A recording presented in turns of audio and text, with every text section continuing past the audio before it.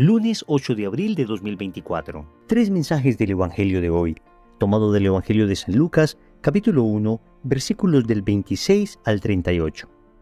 En aquel tiempo, el ángel Gabriel fue enviado por Dios a una ciudad de Galilea llamada Nazaret, a una virgen desposada con un hombre llamado José de la estirpe de David. La virgen se llamaba María. El ángel, entrando en su presencia, dijo: «Alégrate, llena de gracia, el Señor está contigo». Ella se turbó ante estas palabras y se preguntaba qué saludo era aquel. El ángel le dijo: «No temas, María, porque has encontrado gracia ante Dios. Concebirás en tu vientre y darás a luz un hijo y le pondrás por nombre Jesús. Será grande, se llamará Hijo del Altísimo, el Señor Dios le dará el trono de David su padre, reinará sobre la casa de Jacob para siempre, y su reino no tendrá fin». Y María dijo al ángel: «¿Cómo será eso, pues no conozco varón?». El ángel le contestó: «El Espíritu Santo vendrá sobre ti, y la fuerza del Altísimo te cubrirá con su sombra. Por eso el santo que va a nacer se llamará Hijo de Dios. Ahí tienes a tu pariente Isabel, que a pesar de su vejez ha concebido un hijo, y ya está de 6 meses la que llamaban estéril, porque para Dios nada hay imposible». María contestó: «Aquí está la esclava del Señor, hágase en mí según tu palabra». Y el ángel la dejó. Palabra del Señor. Gloria a ti, Señor Jesús. Amigos, hoy celebramos litúrgicamente la solemnidad de la Anunciación del Señor. Por eso la liturgia nos presenta este bellísimo pasaje donde el ángel Gabriel se aparece a Nuestra Señora y le anuncia que será la madre del Mesías. Vamos a meditar 3 mensajes. Primero, María es inmaculada. Segundo, María es virgen. Tercero, María es madre de Dios. Vamos con el primer punto. María es inmaculada.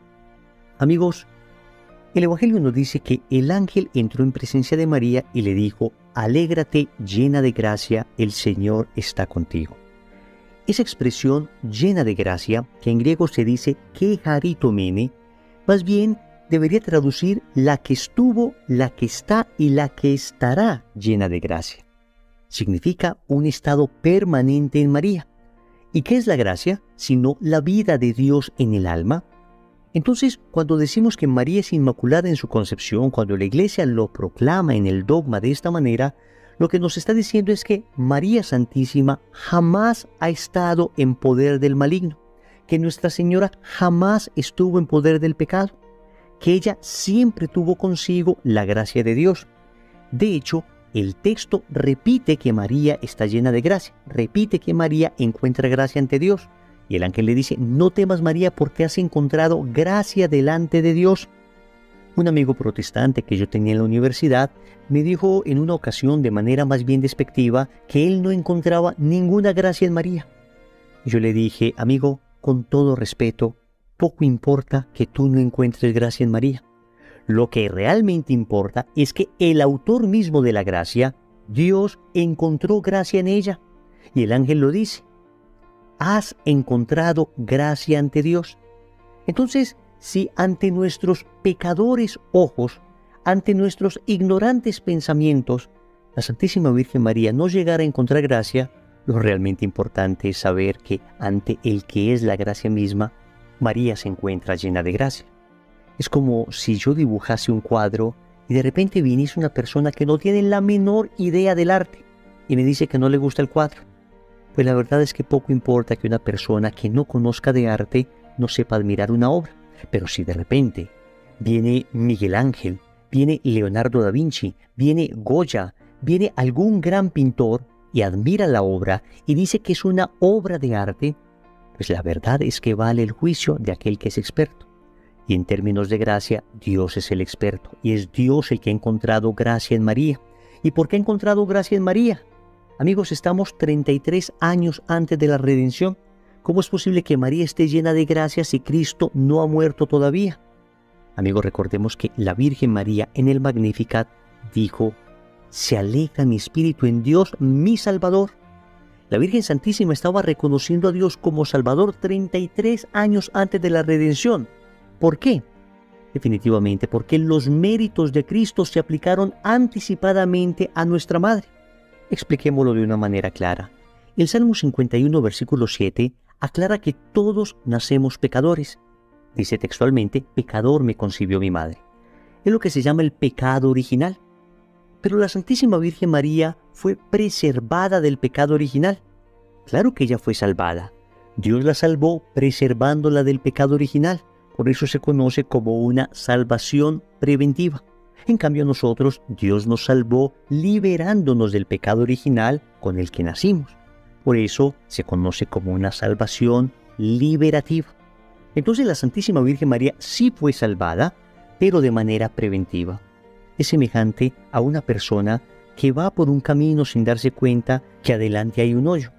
Hay dos maneras de salvar a esa persona: o evitar que caiga en el hoyo, o, si es que cayó en el hoyo, sacarlo de allí. Pues lo que Dios hizo con la Santísima Virgen María fue evitar, por los méritos de Cristo, de manera anticipada. Recordemos que Dios es el eterno presente y los méritos de Cristo no solo afectaron positivamente, digamos, a las personas a partir de Cristo hacia adelante, sino que Cristo es como una gran luz que se irradia hacia adelante y hacia atrás. La gracia de Cristo abarca a toda la historia de la humanidad. Entonces, la Santísima Virgen María, de manera preventiva, fue salvada del pecado. Y esto nos recuerda la importancia de la vida de la gracia. Cuando tú y yo nacemos, nos bautizan rápidamente, porque al momento de nacer estamos con el pecado original, pero en el momento en que somos bautizados, la gracia de Dios habita en nosotros. Esto de la gracia de Dios no es otra cosa que la vida de Dios en nuestra alma. La naturaleza de Dios se nos participa. Si pecamos mortalmente, perdemos esa gracia, pero la podemos volver a recuperar a través del sacramento de la reconciliación, y podemos acrecentar esa gracia con el ejercicio de las virtudes, especialmente de la caridad, con la oración, con la mortificación. Esa gracia hay que cuidarla como el más grande tesoro, al punto que un santo como Domingo Sabio decía: prefiero morir antes que pecar. Es decir, es más importante preservar la gracia incluso que preservar la vida. Y los mártires han estado dispuestos siempre a dar la vida antes que perder la gracia. Familia, si no estamos confesados, ¿qué estamos esperando? Y si lo estamos y estamos viviendo en gracia, a cuidar ese estado como el más grande tesoro. Segundo, María es virgen. El Evangelio nos dice en un solo versículo 2 veces que María es virgen. Es el único versículo donde en 2 ocasiones se llama virgen a alguien. En toda la Biblia no hay otro versículo así. Dice el texto: en aquel tiempo el ángel Gabriel fue enviado por Dios a una ciudad de Galilea llamada Nazaret, a una virgen desposada con un hombre llamado José, de la estirpe de David. La virgen se llamaba María. Miren que el Evangelio quiere resaltar la virginidad de María. Y esto precisamente porque se está cumpliendo una profecía del Antiguo Testamento. En Isaías capítulo 7, versículo 14, el Señor profetizó que el Mesías nacería de una mujer virgen. Y así dice el profeta: el Señor pues les dará esta señal: la virgen está embarazada y da a luz un varón, a quien le pone el nombre de Emmanuel, es decir, Dios con nosotros. Hasta aquí el texto del profeta Isaías. Todo Israel sabía que el Mesías nacería de una mujer virgen, de manera que la virginidad de María era indispensable, porque era la señal para reconocer al Mesías. De manera que María debía permanecer virgen porque la señal debía ser evidente. Una señal se da para que sea visible. Y si Israel, según la profecía de Isaías, iba a reconocer al Mesías porque su madre era virgen, pues no tiene sentido que de repente la Virgen aparezca con 3, 4, 5, 7 hijos y que después la gente diga: a ver, este es el Mesías y la mamá es esta que llaman virgen con 7 hijos. Israel no podría reconocer al Mesías así. En cambio, si veían al Mesías y veían a su mamá, que no tenía más hijos porque en la cruz Jesús se la tuvo que dejar a su apóstol Juan, y hubiera sido una tremenda injusticia, hubiera sido un atropello de parte de Jesús, que si él tuviese más hermanos, si María tenía más hijos, hubiera sido, repito, un atropello que le hubiera dejado a su madre a un apóstol. Por consiguiente, María no tenía más hijos. Entonces, si esta era la señal, entonces María debía ser virgen antes del parto, en el parto y después del parto. Por eso, cuando el ángel le dijo a María que concebiría a un niño, la Virgen responde: ¿cómo será esto si no conozco varón? Es una respuesta bien extraña de la Virgen, y solo se entiende adecuadamente si afirmamos que la Virgen María había hecho ya un voto de virginidad. Noten que el ángel le dice que ella concebirá un niño. El texto nos dice que ella estaba prometida con José. Lo natural sería que ella pensara, si voy a concebir un hijo, lo voy a concebir de José. Pero María responde, no conozco varón, y responde en presente. Porque en realidad ella no está simplemente hablando de su situación actual. Ella está hablando de un estado habitual que ella había tomado la decisión de seguir. Les ilustro esto con un sencillo ejemplo. Supongamos que usted me dice a mí, Wilson, mañana vamos a ir a una dulcería donde te voy a invitar a comer chocolatinas. Y yo te respondo, ¿cómo puede ser esto si yo no como dulce? Tú estás entendiendo con esa expresión no que en este momento no estoy comiendo dulce, sino que mañana tampoco comeré dulce. Es decir, que mi estado habitual es el de no comer dulce.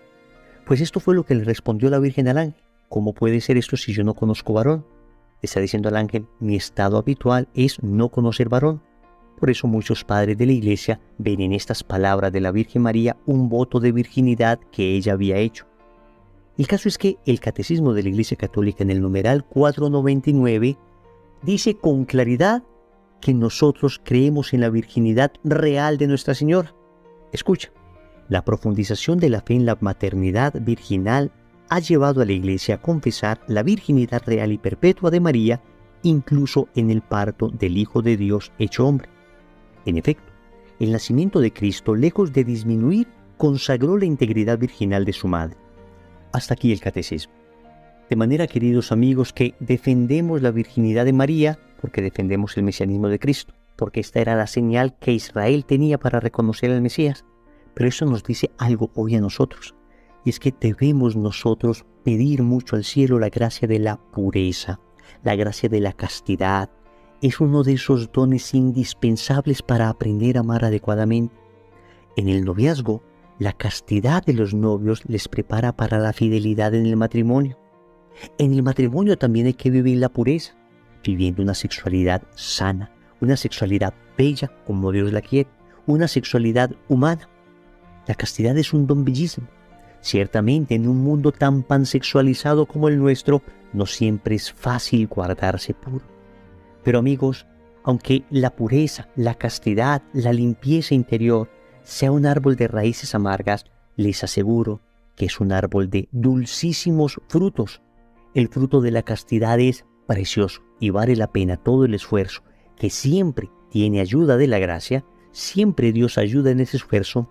Vale la pena todo ese esfuerzo para saborear el fruto del amor verdadero, producto de la castidad. Tercero, María es Madre de Dios. El ángel le dice a María, el Espíritu Santo vendrá sobre ti y la fuerza del Altísimo te cubrirá con su sombra. Por eso el santo que va a nacer se llamará Hijo de Dios. Amigos, el ángel le está diciendo a María, usted va a ser la madre del Hijo de Dios, es decir, de Dios mismo. Es el ángel el que llama a María Madre de Dios. El ángel no le dice, usted va a tener un hijo que es hijo de Dios, pero usted va a ser solamente madre de su parte humana. Es que no nos vamos a confundir. No es que una persona pueda ser madre solo de una parte de su hijo. La madre es madre de la persona completa. Y Cristo es persona divina. Por consiguiente, María es Madre de Dios. Evidentemente, María no le dio la divinidad a Cristo. La divinidad precede a María. Sin embargo, María es madre de ese que es Dios. Les pongo también un sencillo ejemplo. Supongamos que Rosa es madre de Juan. Y supongamos que Juan es presidente. Podemos decir, sin ningún temor a equivocarnos, que Rosa es madre del presidente. Claro, Juan es presidente, luego Rosa es madre del presidente. ¿Rosa hizo presidente a su hijo? No. ¿Existía la presidencia antes de Rosa? Sí. Y sin embargo, nadie se asombra si digo Rosa es madre del presidente. Lo mismo pasa con María. María es madre de Jesús. Jesús es Dios. Luego, María es madre de Dios. No significa que María haya hecho a Dios. No significa que Dios no exista antes que María. Lo único que significa es que María, Nuestra Señora, dio carne al Verbo eterno del Padre, con su sí ese verbo se encarnó y María es madre de la persona divina de Cristo. No es difícil de entenderlo, amigos. Basta tener fe y lógica. Pero María además es madre nuestra. Porque si ella es madre de Cristo, que es la cabeza de la iglesia, también es madre del cuerpo. Nadie puede ser madre solo de una cabeza. Es madre también del cuerpo místico, que somos nosotros, la iglesia. Y por eso en Juan capítulo 19, versículos del 25 al 27, Jesús le dice a su apóstol: Hijo, ahí tienes a tu madre. Y le dice a su madre: Mujer, ahí tienes a tu hijo. Y el texto nos dice que desde aquel momento el discípulo se las llevó a su casa. Te quiero invitar para que te lleves a María a tu casa. Y eso se hace de una manera muy sencilla. Conságrate a su corazón inmaculado. Si no lo has hecho, busca cómo empezar el proceso de consagración. Y si ya lo has hecho, renueva esa consagración. También te invito para que el rosario sea el alimento familiar diario, a través del cual ustedes se llevan a María a vivir a su casa. Oremos. Amado Señor, hoy nos presentas a tu Madre Santísima, la Inmaculada Concepción, y nos muestras la importancia de vivir en gracia. Hasta hoy no entendía la profundidad y el valor de la vida de la gracia, pero gracias a tu Madre hoy lo puedo comprender y voy a cuidar por sobre todas las cosas el estado de gracia. También te agradezco porque esa Madre tuya es virgen antes del parto, en el parto y después del parto, y con ello me enseñas la importancia de la castidad. Qué don tan precioso, qué capacidad de amar nos da la castidad, pero solo no soy capaz de conquistarla. Necesito de tu gracia, necesito de la comunión diaria, necesito de la oración frecuente, necesito de la confesión para poder permanecer en pie de lucha y conquistar esa virtud preciosa, la virtud de la castidad. Finalmente te doy gracias porque me has dado una madre, porque no me has dejado huérfano, Señor, y hoy me entrego enteramente a su corazón. Señor, dame lo que me pides y pídeme lo que quieras. Amén. Recordemos entonces. Primero, María es inmaculada. Segundo, María es virgen. Tercero, María es madre de Dios. Compromiso. Yo te invito para que hoy reces el Santo Rosario con toda tu familia. En el nombre del Padre, y del Hijo, y del Espíritu Santo. Amén.